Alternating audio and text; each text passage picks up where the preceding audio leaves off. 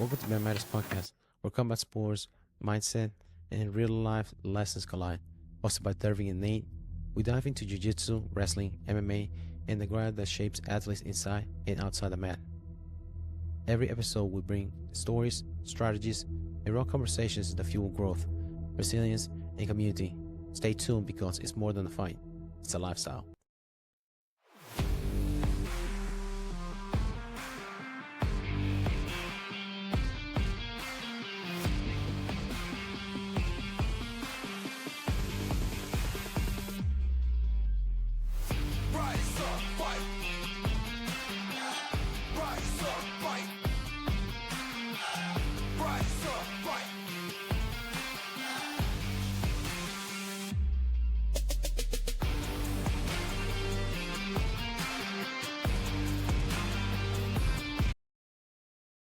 What's going on, everyone? Welcome back to the show. Tonight's episode is one of those classic check-in episodes where we take a look at what's happening across the world of combat sports, but also what's happening on the mats and in real life. We're going to break down the recent RAF matchup between Colby Covington and Luke Rockhold, talk about Roger Gracie entering a new chapter of life, and touch on Cael Sanderson neck injury and what it really means when a fighter is listed as out of competition. We also get into wrestling news, and then stepping away from the Iowa program on the upcoming Iowa versus Penn State duel this Friday, and give a shout out to Brandon Reeve on receiving his black belt. On a personal note, I'll share where I'm at mentally and physically as I get ready to compete in Jiu-Jitsu this weekend. Training has taught me, and what I'm still figuring out, and why competing keeps you honest. So whether you're a competitor, coach, or just someone who loves the combat sport, settle in, because this episode is about to pressure, preparation, and perspective. Let's get into it. How's it going, man? How's it going? Doing good, man. Just trying to read, man. My reading is not my No, you did good. You did good. Dude, whenever we had like competition, we put names of people that are competing up in there, and we always misspell somebody's name. It's like, dude, G no G, we have no trouble. We had a spelling bee. We are all fucked. And that's names of people that we talk to every day, most of the time. Right. If we have their Facebook, yeah, in the information that is that I still can't spell for shit. For now, we just got to start doing Instagram handles. yeah. Remember, where that will be like that's the way now we're going in society, that we have to do Instagram handles because right. Yeah, instead of names. That'd be wild. Oh, back into the subject for today. RAF results, the Real American Freestyle. We had, for the main event, was Colby Covington, former interim champion at 170 UFC, versus Luke Rockhold, former middleweight champion, which are considered crossover stars. They were doing it to bring notoriety for wrestling. He's a pace guy. He has cardio. They can go for days, which is good for any sport that when it comes to combat, be able to break somebody's will. But Luke Rockhold, he had the size, the grappling pedigree, and top control that he's known for in MMA. He was one of those guys that whenever he gets on top of you, it's hard for you to get him off. He was able to control a lot of guys when he was in Strike Force, which I was surprised that Colby Covington was able to tech fall him. Luke Rockhold is 12-0. Yeah, that is pretty crazy. I mean, there's a significant age gap there. I mean, that never helps. Yeah, that's a pace too. It's like the. Have you heard the example of water? Water can cause rocks, consistency, and just pace. Because like for anything, the pace that you can put on somebody, it will break anybody. The only way, another example I've seen like that was Mitchell Messenbrink. He was a guy that is a 165 from Penn State, that he puts a pace on people that he beats everybody. When he was in the finals against David Carr, it is cool that you have the pace that some people are not able to keep up with you, but if somebody else make you carry them for that period, how good is that pace really? Because you can do moving by yourself, but carrying somebody else's away, whole nother ball game. Yeah. So it depends. Just that pace is good, but you have to be able to use it wisely. Because if you're in a match you have a pace and somebody's been riding you for that long, and then you're trying to escape and then trying to score out of that. It's a different ball game. Another match was Kaldake versus, let me fuck this name up, Magomed Khabib Magomedov. This is the guy that he took silver medalist in the 2020 Tokyo Olympics. The big Kaldake ragdoll him in the Olympics. So Kaldake was avenging his loss against him. The name does not sound. I think he wrestled for Belarus or Bulgaria, but he's Russian, according by the name. That's what a lot of them do. But Kaldake was able to beat him 10-7. Another crossover athlete, Arman Saryukin, went with Lance Palmer, which is a notable All-American out of Ohio State. He got tech fall by Arman. Arman, he has been really active since he last few matches in the UFC. He's a difficult person to negotiate with, seems like, according to Patty Pimblett. When it comes to MMA, but he's been really active. He had a couple of submissions. He went against, what's the guy, the redhead pirate? That he's a Russian. He has one. Yeah. Is it Rachmanov? You remember his name? He went against him in a grappling submission match, considering he's a 185 pounder. Sharabutin. He went against him, and he was a draw for them. He submitted Benson Henderson in another grappling event. That was in September 2025. December, he had that one against Beidolov and then Magomedov on December 30th. So how many matches he had since he last competed in the UFC, which I was against Dan Hooker in November. And then before that was April 2024. So he had a lot of matches being active. It's not because of the money, because I'm pretty sure he has a lot of money. His dad's Armenian. He has a bunch of sports cars that you can see. Like, Yeah. people thought that he was renting them, but no, he owns them. That's the kind of money he has. According to Patapilla, he's difficult when it comes to dealing with the UFC, matchmaking wise. Remember the time he went into the match and he punched a fan? He punched a fan? Yeah. He was coming into the octagon, and a fan yelled something at him. He just went and punched the fan. Yeah, I do remember that. Yeah. The security pull him off to you to go back. Like, dude, what the fuck what are you doing, man? Yeah, this is not a regular, back in the day they used to have bar fights for MMA matches. He just fuck everybody up on the way to the match. Masvidal style. Then when he had a title versus Islam Makhachev, he pulled out because of back injury. Matchmaking wise in UFC seems to be pretty difficult. He could have been given the title instead of having Gaethje versus who is it right now? Is it interim? Gaethje versus Patty. Yeah, there's Patty Pimblett. That's what he was complaining about. How come Patty Pimblett got the title for the interim, but he didn't? Also to spit in his face, the UFC did not put him as an alternate for that fight, because usually they put alternates for in case somebody doesn't make weight. Just like in his match versus Islam Makhachev, they have Moicano step in for him. They didn't even call him for that to put in the car. I don't know why. Who he pissed off in there in the UFC, but this is the reason he's not getting matches that are high caliber matches. Kind of fuckery going around in that event, RAF, for Real American Freestyle. Nicole was supposed to go against Yo Romero, 40-year-old former silver medalist in Worlds, in Olympics, and he had competed back in the day. For wrestling, Yo Romero did not make weight by 7 pounds, and Bo Nickel decided not to go against him, despite Bo Nickel saying anybody, anytime, anywhere. Unless you don't make weight. Yeah. So he was clowned by Colby Covington and Luke Rockhold. Usually Colby Covington is a trash talker against his opponent, but this time he actually deviated from his game plan and just started talking trash to Bo Nickel, considering he's comes from the wrestling world.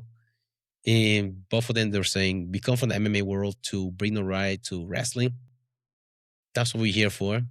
And meanwhile, you come from the wrestling world In the main event, you have not been anybody. You gave up against a Dutch a kickboxer, which just happened that Dutch kickboxer also gave up on the stool last match.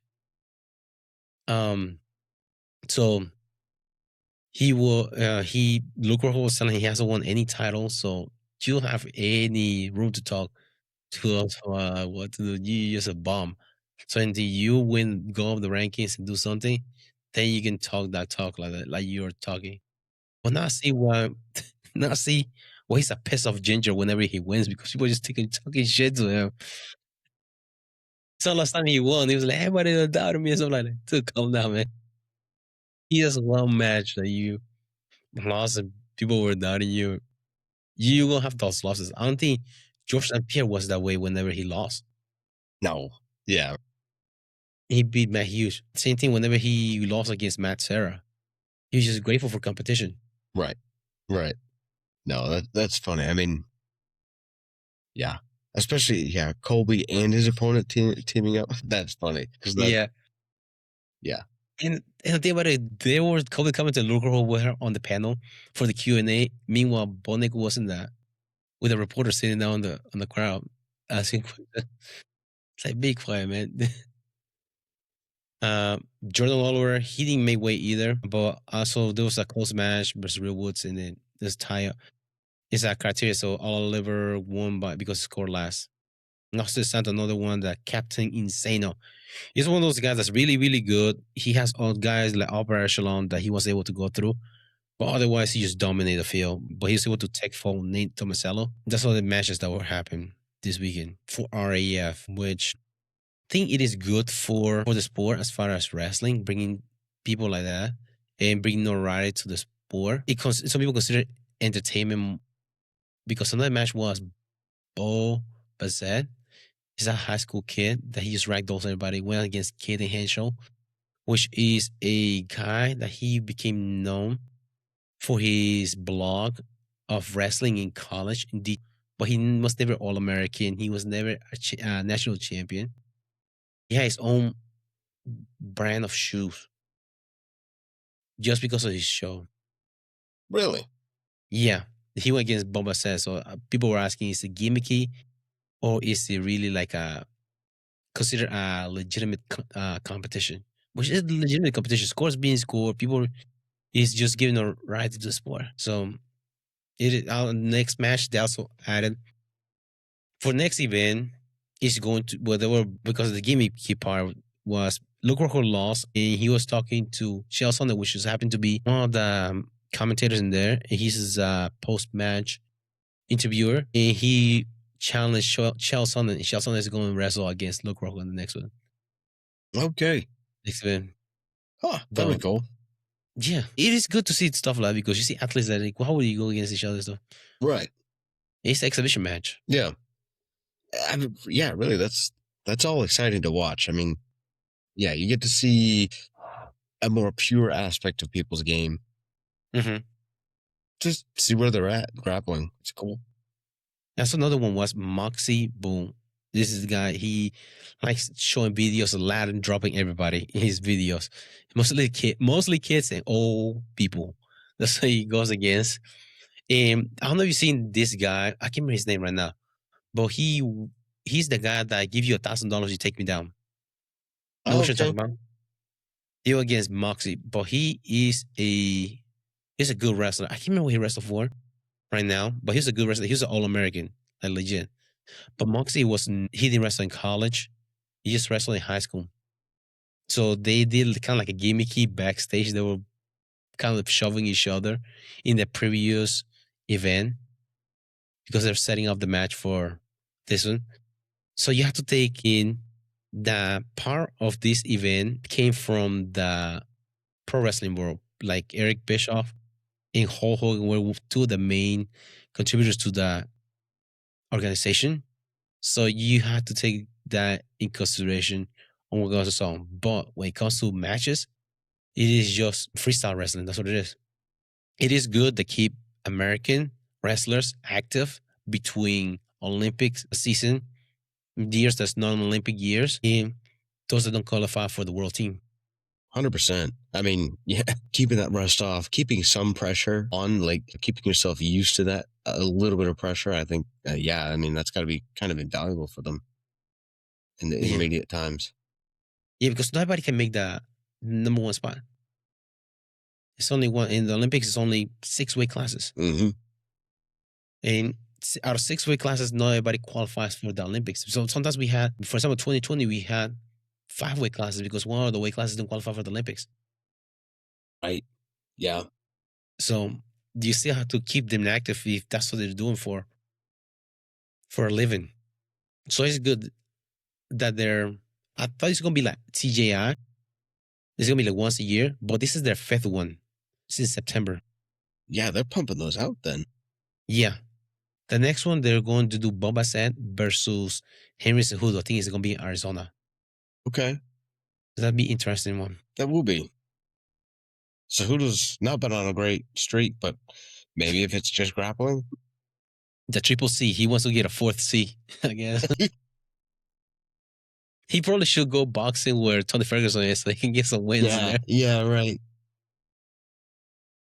He can redeem himself in his combat sport. Next topic I wanted to bring up was Roger Gracie, the GOAT, has recently got married, new life.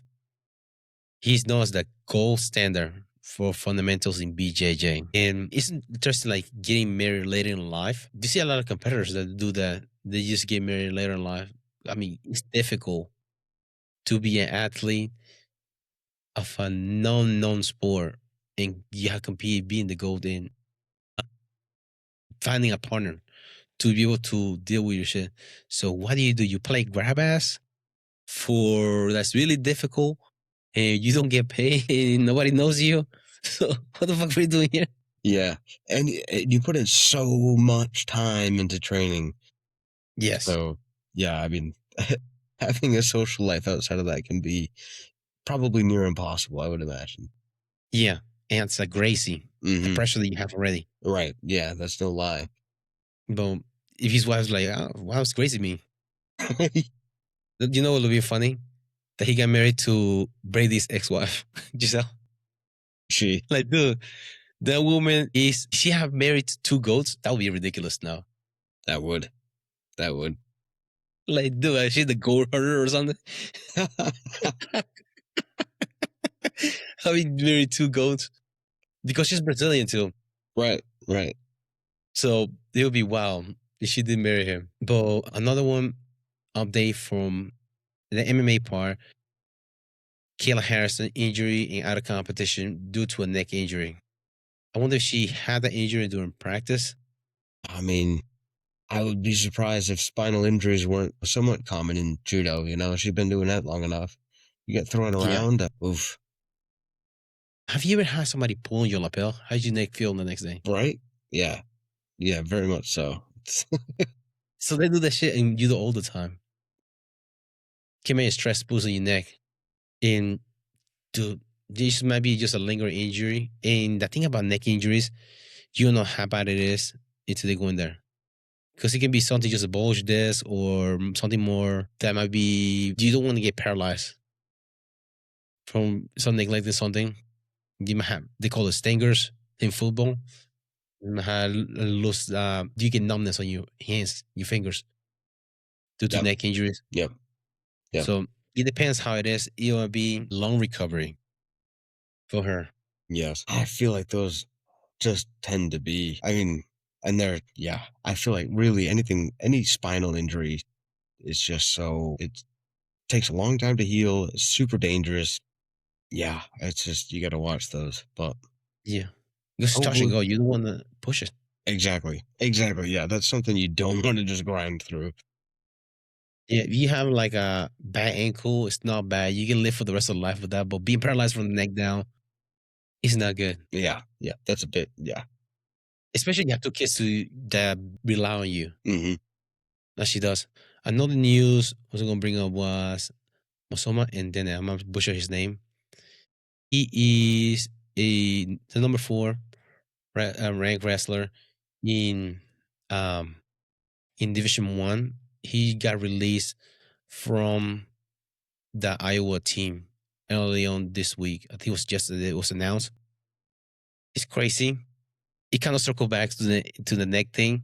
He had a neck injury recently, in which the allegedly the coaches were advising to get a cortisone shot for it, but he doesn't believe in those kind of things. He doesn't want to be injuries. He doesn't even take like painkillers. And just a little background information about him. He's a two-time All-American, one-time finalist in JUCO, junior college. He was three-time national champion Division III for Warburg.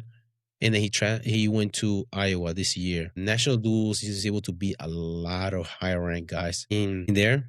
So it kind of showed him how he was legit. Yeah, he not only beat him, he pinned them. Big guys. He had a point to prove because he was from Division III. Some people are like, Division III versus going Division One. It's kind of like semi-pro baseball versus pro baseball. That's a comparison, but no, anybody can get anything if you go in the right guy in the right time. But it was impressive that he was doing earlier. But now he got let go from the team. Allegedly, I'm going back to the story. He had a neck issue. The Brand's brother told him to get a cortisone shot. He is on their NIL deal. So NIL, you get paid to be in a team. If he wasn't going to do that, he was going to be in the injury reserve. He was not going to get paid. That's what he was told. Just recently had a kid last week.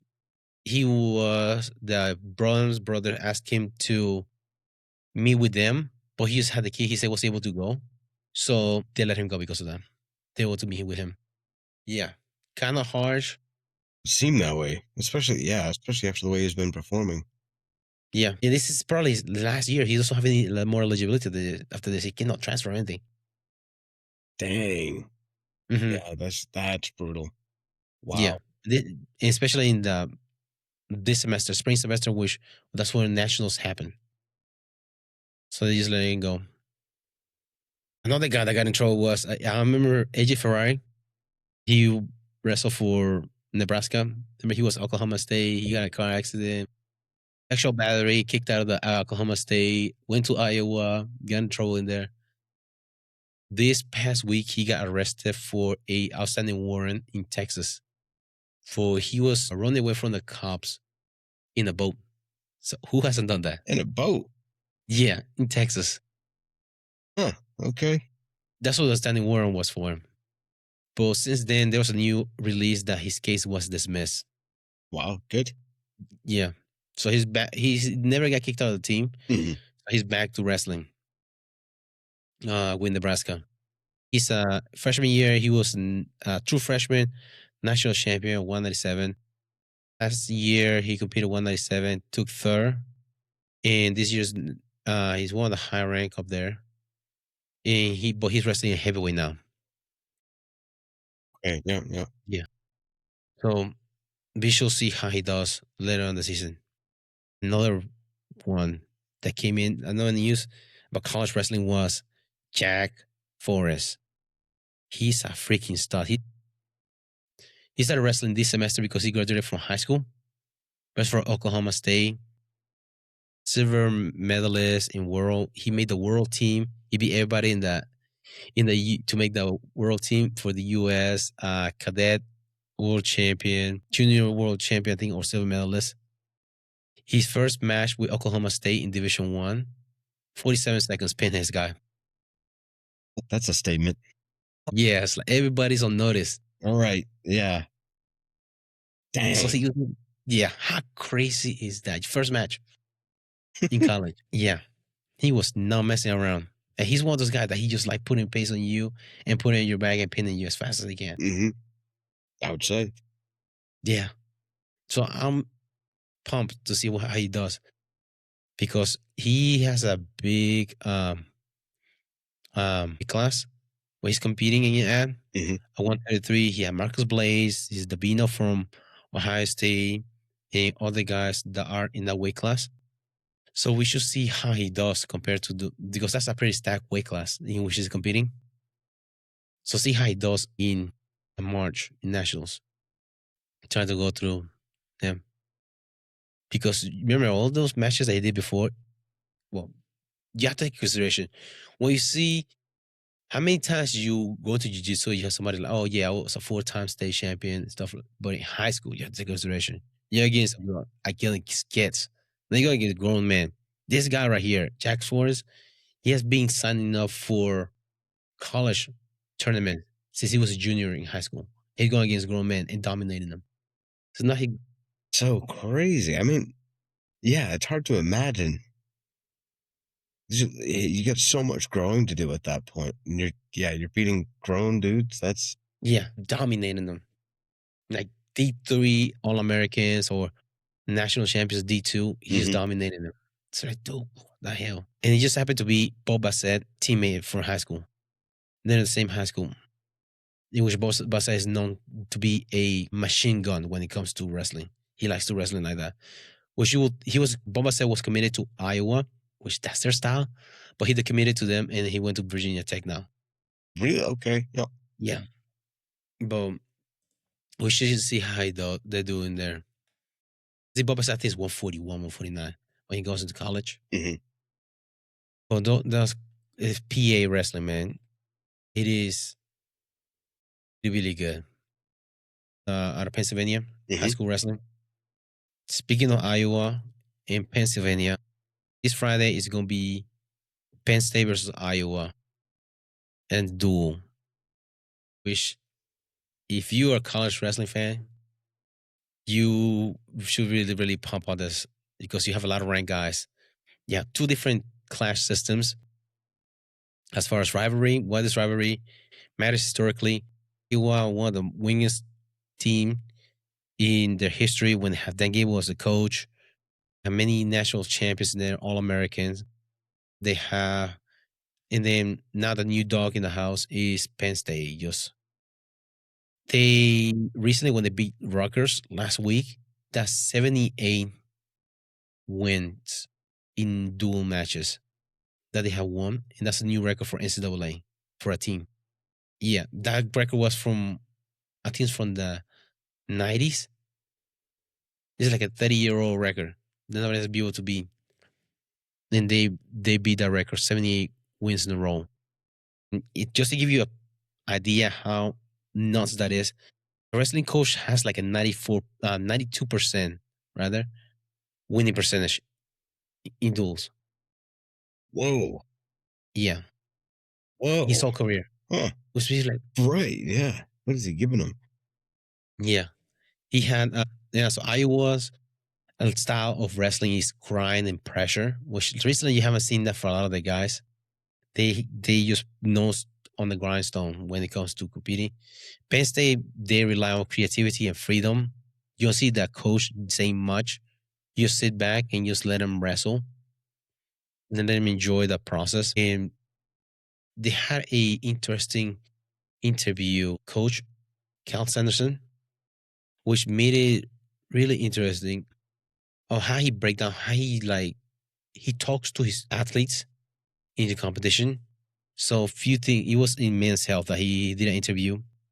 Few points that he talked about was focus and effort, not the outcome. So, yeah, a lot of people focus on wins and losses, but you focus on the effort, on things to improve, on different areas. It's not just a binary system. You get different wins in different aspects of your game. Uh, Same thing he talks about compete without inhaling, which I didn't understand that concept. Without inhaling. Huh. I don't know what that means. I don't know.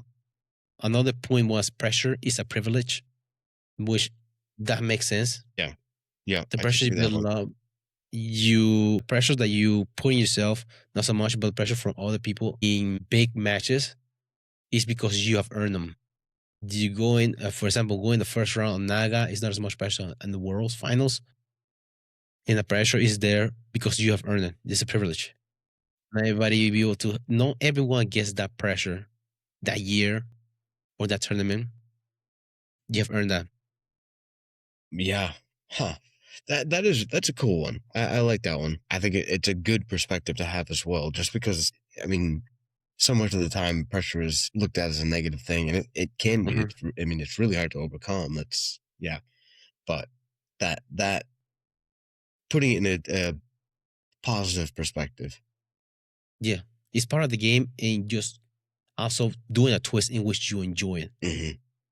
Because a lot of times, like you say, it's a negative thing. A lot of times it gets ignored or it gets put in the back burner. Like, yeah, but pressure is a thing that happens. I think Cal talks about that earlier in his career. But pressure is mental. It's not really something that's physical unless you let it be. But now he's competing with Nina Lion, which their thought, their thinking is pressure is a privilege in which you work on it. I think Ben Askren talked to DC about that, being those pressures that you have in national finals and in those kind of events. You should welcome it because you earned that. That you should enjoy that. It's part of the process. So you just smell the flowers. And that's one of the flowers that doesn't smell good, but it's one of the flowers that you get. Another thing, lead without ego. Is everything's on you, but no, it's about you. That's another thing he talks about that. Wrestle with the purpose, which just not just go there blank mind. Just have a purpose to compete. Other than just being just a wrestler or being a competitor. Have a purpose. Does give you a bigger perspective of things and not just being close minded or what you call two men. What is it called? To have a bigger perspective, step out. In target fixated. Yeah. Yeah. Born and don't take I given don't take any shortcuts and back again keep perspective of things. Few things that he teaches around in his because he's always known as a enigma as a coach. He usually have closing practices. He doesn't let people see their practices. He kind of like Bill Belichick when it comes to interviews, just giving just blank Right. answer. Yeah. So he being like an enigma, but when he like broke down during the interview on men's health, it does make sense. A lot of his wrestlers talk about that for him too. So it gives you more freedom when it comes to competing and make it more fun.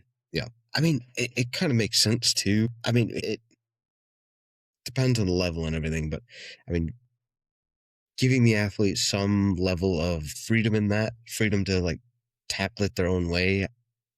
One way doesn't work for everybody, so that, I mean that's obviously something. But then B, it gives them more pride, not being the right word, but like they've accomplished something at the end. You know what I mean? So yeah, no, that is interesting.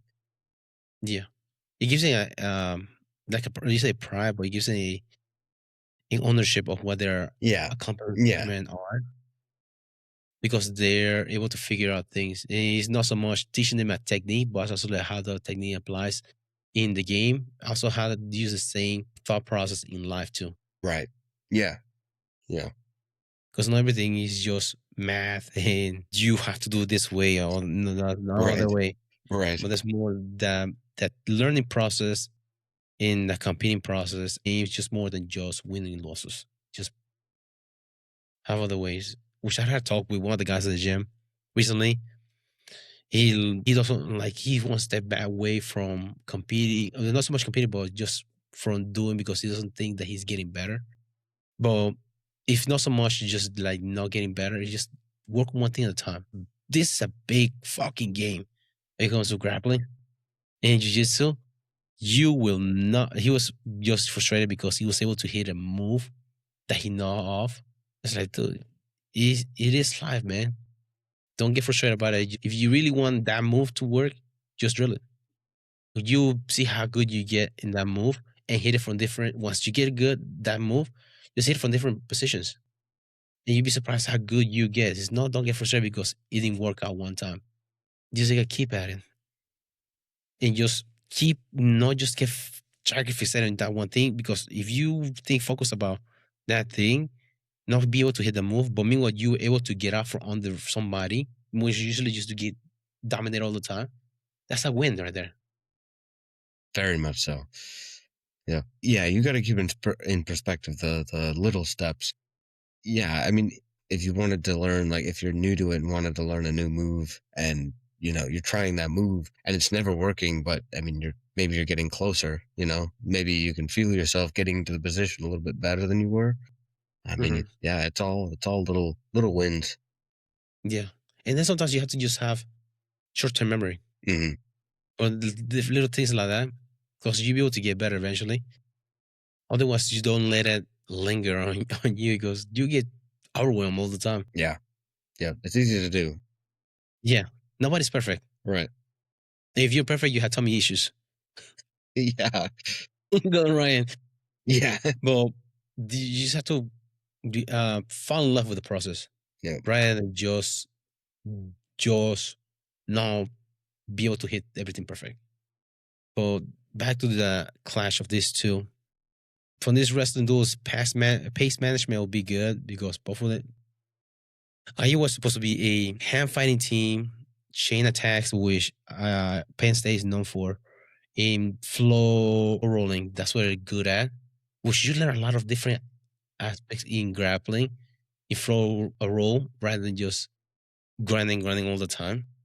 You're also surprised how many more reps you can get in flow roll than rather than just going. But it is a lot of uh, top 10 guys that are in this duel. Yeah, Luke Hall, 125 is number 2. Number 4, Marco Blaze for Penn State. Number 1, Shane Van Ness for Penn State. Mitchell Messerbeck is number 1. Number 3, PJ Duke, 157. Levi Haynes, he's a national champion already, as well as Mitchell Messerbeck. They're number 1. Josh Barr, number 1. He was a finalist last year, 2nd, 197. Angelo Ferrari is number 1 for Iowa, 184. So you have a lot of those guys. But the running joke for Penn State is their 125. They have never been able to get a 125 champion.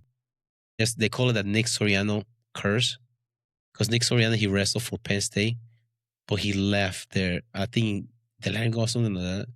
He wrestled for Rutgers in the same conference, and ever since, they said they have been able to win their 125 has been ranked number 1 the past few years.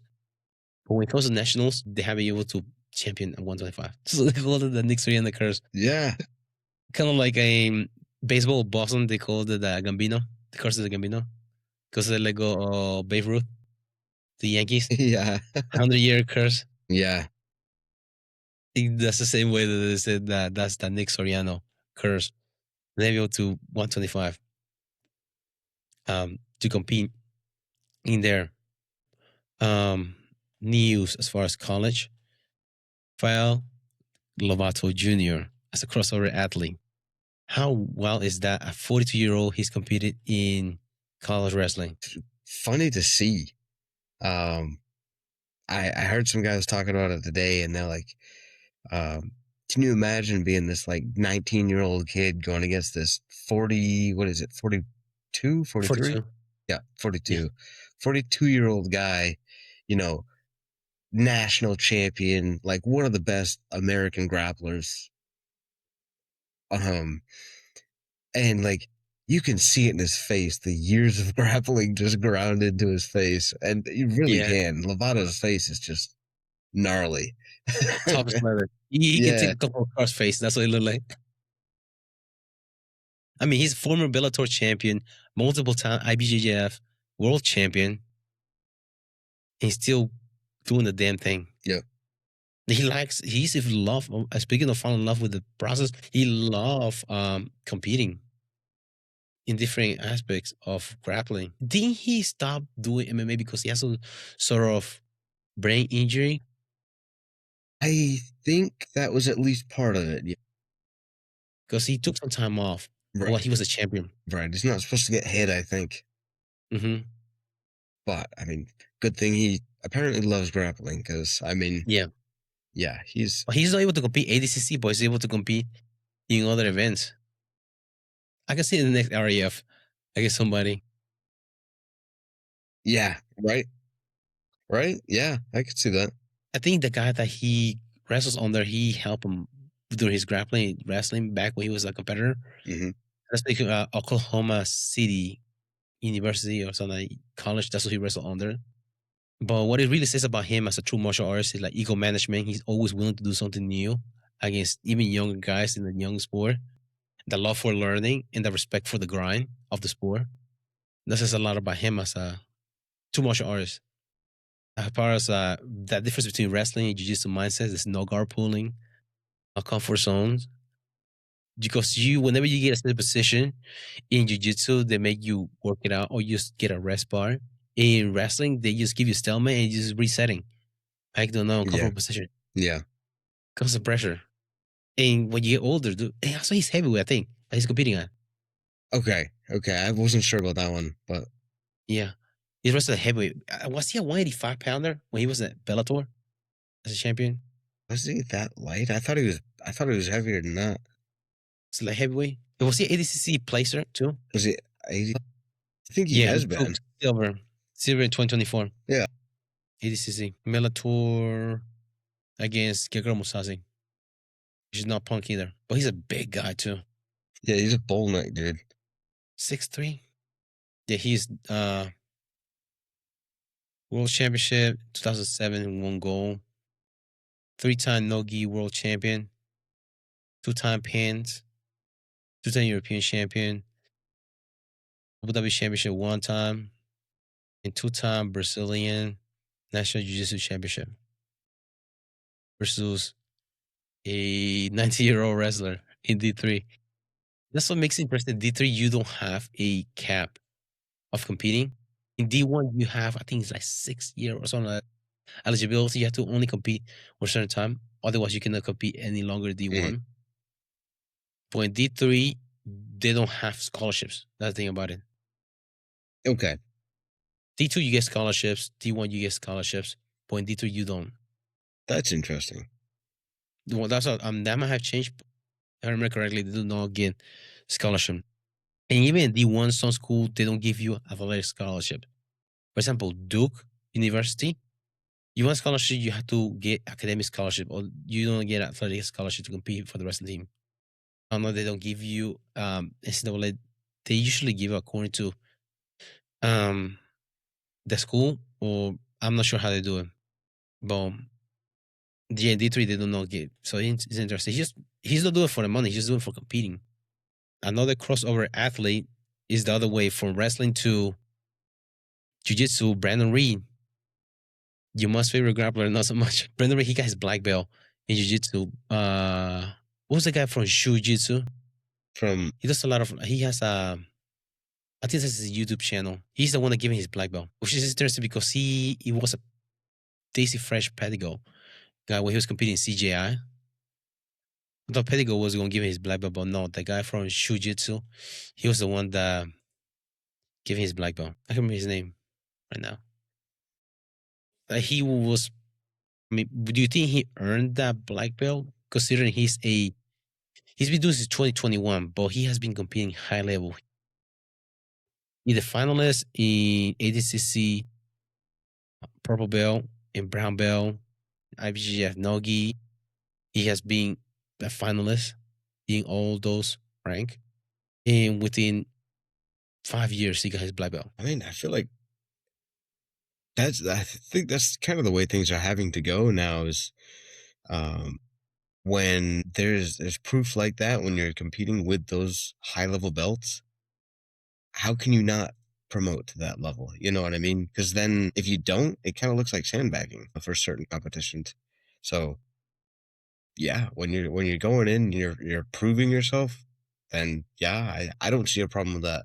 I don't Yeah, think with the modern day, jujitsu with the belt system and all of that, I don't think we can afford to be as traditional as they yeah. used to be, you know? Because there's high levels. Just like Helena, she's got her black belt last year too. She's going high level competition. IBJF, she's competing in CJI. She's competing in who's number one in other events, ADCC as well. She's the youngest finalist, I think 60-year-old, whenever she went to ADCC. So that progress is showing their dominance in their consider now Brandon Reed wasn't as dominant in ADCC. He lost, I think, against Pena in the trial or in the early rounds ADCC. Also, it's Pena you go against with 3 or 4 years of experience in jiu-jitsu. So it's there's also something about you. You have to hang with somebody that of a legend. I mean, his shit happens like that, man. But you at least you're competing high level. not there. Well, he's a black belt, but when you go into your division, you want to be a finalist or beat your guys. And I think he's a three-time national champion in D2. I think he went to Lindsey Wilson, Brandon Reed. So he has some sort of experience when it comes to high level in sport combat. So that says a lot about him. But it is he deserves that. One thing that is weird. He had different gyms because he had Pedigo. I remember at one point for ADCC he was training at TriStar for for competing, especially cutting weight. As like I said, he trained with he was one of the Pedigo guys. If he was because for CGI two, you had to bring one or two other guys from other teams into your team. For example, Wagner Russia was in Danaher team. New Wave, Ronaldo, I think was another one they brought in. So I wasn't sure if he was one of their guys under the lineage that was competing there, or was just one of the guys that was alternate in the team. Yes, I've seen that he was with different gym, but he has black belt on the Jiu-Jitsu. Well, congratulations to him. Now, starting from the beginning again. The new beginnings that you have to learn as a new level. You never start learning. That's what a lot of black belts saying. The next thing you want to talk about is I usually don't like talking about myself, but just for the show itself purpose, talk about the jiu-jitsu competition this weekend. Even the lessons we usually talk about in here in the show. In as far as headspace wise, nerve and excitement for competition.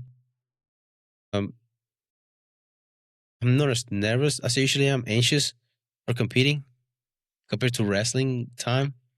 I haven't competed since 2024, December 2024, when we did Fight to Win. Okay, yeah. That's the last time I competed. So as far as anxious wise, I had to learn how to back off of being anxious of different things, hit this, hit that. When the night before it probably hit me because it's usually the Yeah. worst time Yeah. trying to get something. But something I've learned was that whenever you're doing the regular things during the day, not so much focus on technique, like thinking hitting this technique, hitting that technique. Just worry about it in the time that you're doing film study or the time you're on the mat. Because you cannot be thinking about how to get to a position to get somebody's back to get a rear naked choke while driving because you will drive off the road. Just thinking about some shit like that. So you have to compartmentalize the jiu-jitsu part and your regular life. So you won't overtake your. So that's what has helped with nerves for this competition. Excited for competing. I'm back again, see how I am doing. Another thing I wanted to bring up was that training camp reflection. Um, I have not really had a training camp per se. I have my regular lifting that I've been doing 3 days a week, Monday, Wednesday, Friday. I have been doing Tuesday, Thursday, and Sunday for mat time. If I want to supplement, I do a morning class Tuesdays and Thursday. But it has been different because I had vacation time during that time. I went to Disney during that time. Yeah. The holidays was here. My daughter's birthday was here, so I was able to get in the mat or get practice during that time.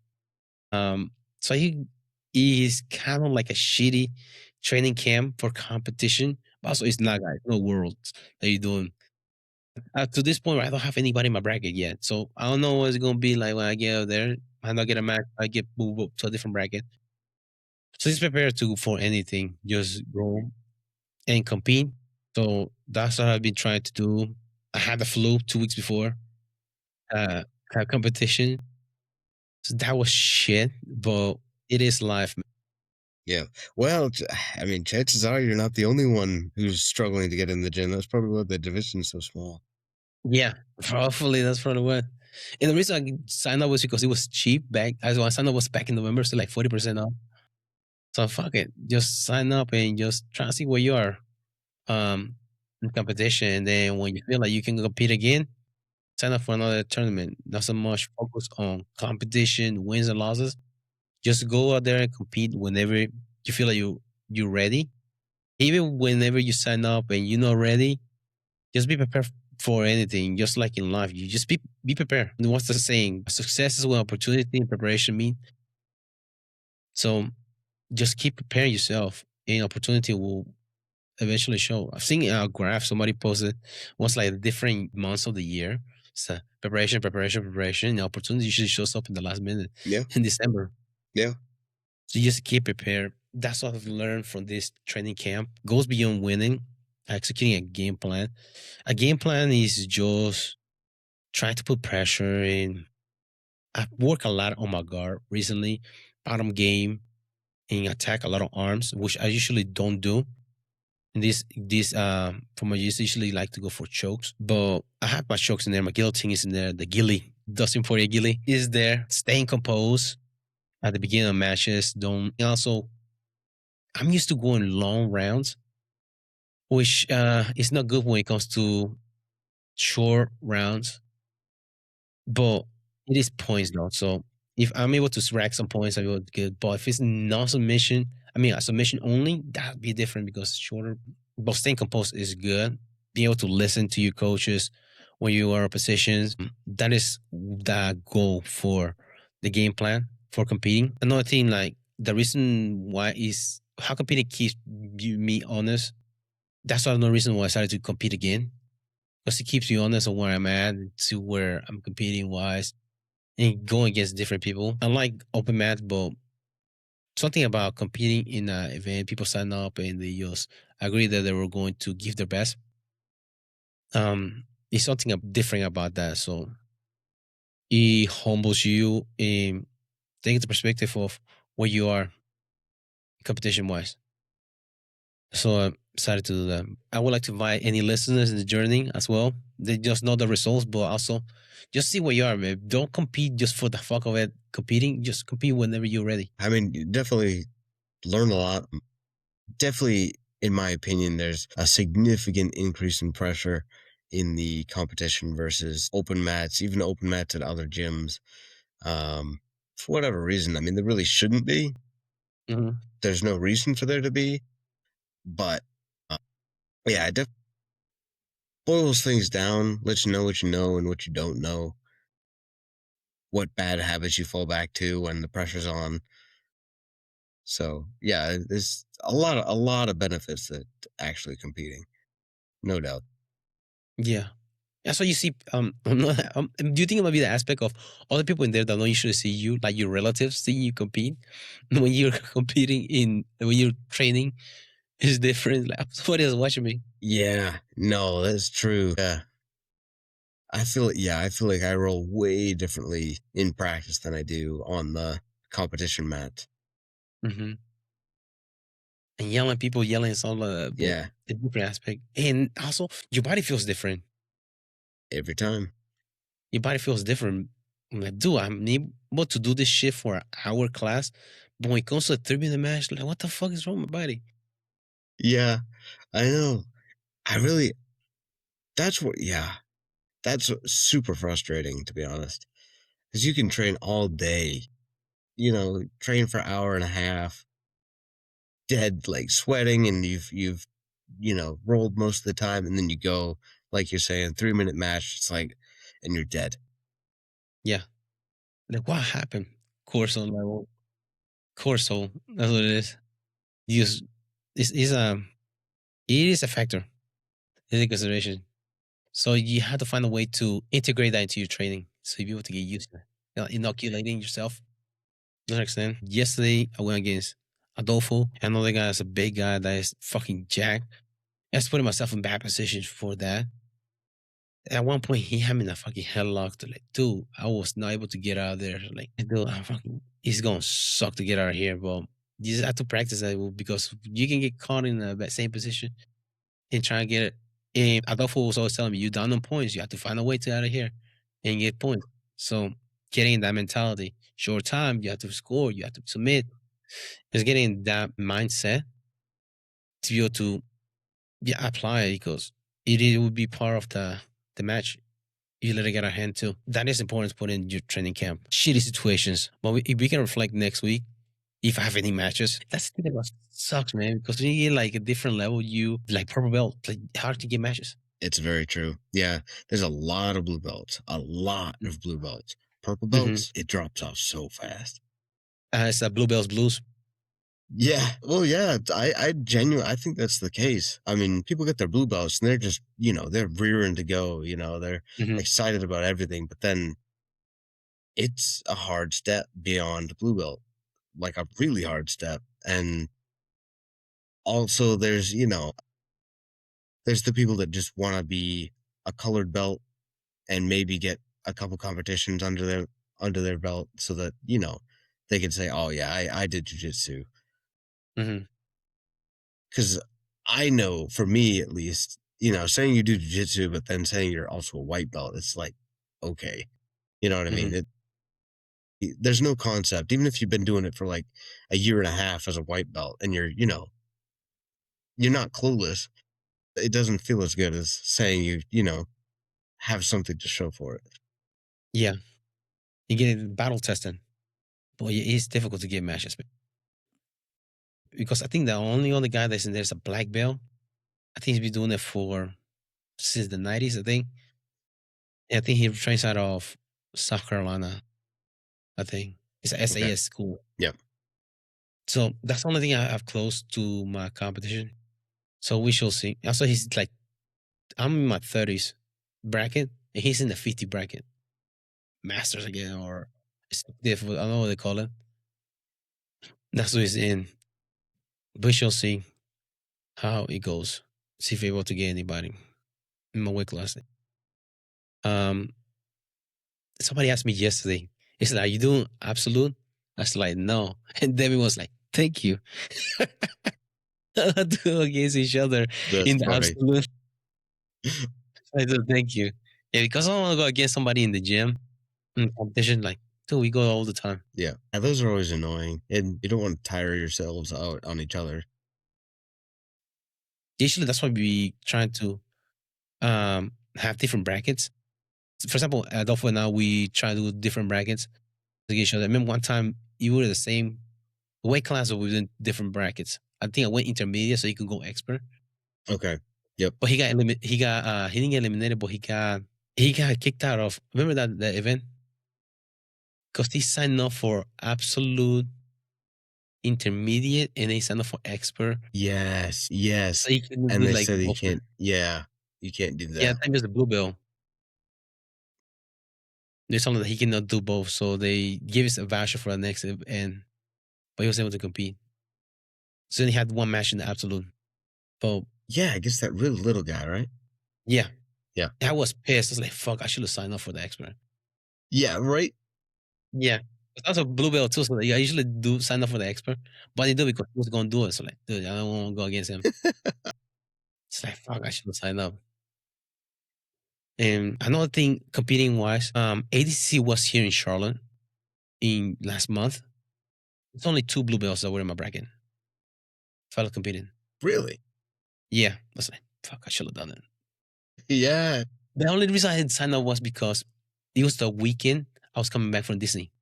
Yeah. I Ooh, was like, that's brutal. do I sign up for it? And then it's gonna be the week after Disney. I've been training like I'm supposed to, been slacking off, blowing up bubbles in Disney World Yeah. with Disney ears. If you had signed out there to end up being like 15 people in your bracket. Oh yeah. I was like, fuck. Hungry. 8 black belts in there. Shark Tank. It's like, fuck. So that's all like, I didn't sign up for it. But that would be a good tournament to participate in. I Yeah. mean, the ADCC came to your area. A non ADCC year either. That would be cool to participate and just be in the atmosphere because you have different people in it. Yes. Yeah. Yeah, those have a big draw, usually. Yeah. So I go get somebody that's shirtless like this motherfucker. Put your shirt on, man. Hey, go get Speedo. somebody. Yeah. Sung out. Old school. Oh man. That's why when after the 86, like, man, I must start signing up for competition just to get a couple matches in, see where I'm at, and just fucking go take it from there. So we'll see. Do you want to close us out? Sure. Yeah. Thank you guys for listening. Hope you enjoyed the episode. Hope you guys also hope you guys have had a good start to the year. Please give us a listen on Spotify, YouTube, Amazon Music, iHeartRadios, and iTunes. We'd love to hear your comments on Instagram if you give us a follow there. Thank you guys. Thanks for tuning in to the Mad Matters podcast. Don't forget to subscribe and follow us on Spotify, Apple Podcasts, iHeartRadio, Amazon Music, and YouTube so you never miss an episode. Drop us a review, share with your training partners, and keep rolling on and off the mat. Until next time, keep fighting, keep learning, keep growing.